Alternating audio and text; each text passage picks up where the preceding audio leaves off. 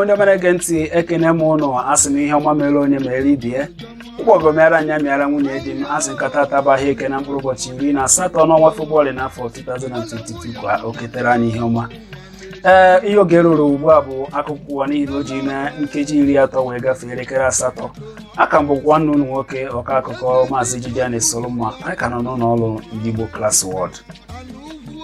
Unu ga-egezi ntị ka unu nụrụ isiokwu ndị ahụ anyị ji wee mere akụkọ. Na mpaghara ọwụwa anyanwụ Naijiria ka anyị na-enweta akụkọ si na ndị otu Igbo Elders Consultative Forum nke akachiburu Anambra steeti bụ Maazị Chukwuemeka Eziife nọ n'isi ya ekwuone na ha agaghị akwado onye ọbụla na-azọ ọkwa onye isi ala n'afọ 2023 ma ọ bụrụ na ọ bụghị nwafọ Igbo. Ha kwuru nke a na kamgbe mba Naijiria nwetara ọchịchị onye kwuo uche ya n'afọ 1999 na mpaghara niile dị na mba Naijiria enwetachana ohere ịchị mba Naijiria, mana ndị mpaghara ọwụwa anyanwụ enwetabeghị ohere.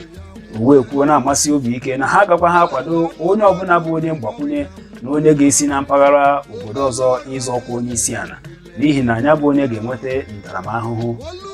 Otu aka nkwa ka anyị na-enweta akụkọ si na otu ụlọ akwụkwọ ama ama kacha dị elu na mba ụwa niile akpọrọ Oxford University n'aha oyibo ahọpụtara Emmanuel Ikechukwu Onyiroha dịka onye ga-amalite ịkụzi asụsụ Igbo na ya bụ mahadum. Ikechukwu Onyiroha, onye gosipụtara obi aṅụrị ya dịka onye izizi ahọpụtara na mba ụwa niile ga-amalite ịkụzi asụsụ Igbo na ya bụ mahadum.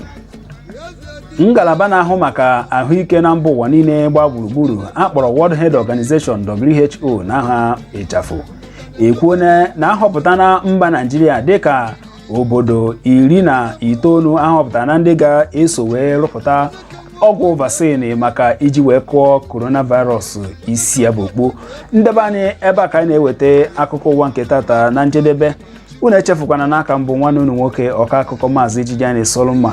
Enwe ihe ọzọ ị chọrọ ịmata maka akụkọ ndị a, ịkpọtụrụ ndị ụlọ ọrụ anyị Igbo Klass World ebe a na-anọ were ewetara na akụkọ si na mba ụwa niile nakwa ebe a na-anọ were akwado asụsụ na omenala Igbo, nkụzikwa na azụmahịa. Ndebe anyị ka ọhịa dịka enwe amaghị ya. Ka emesịanụ.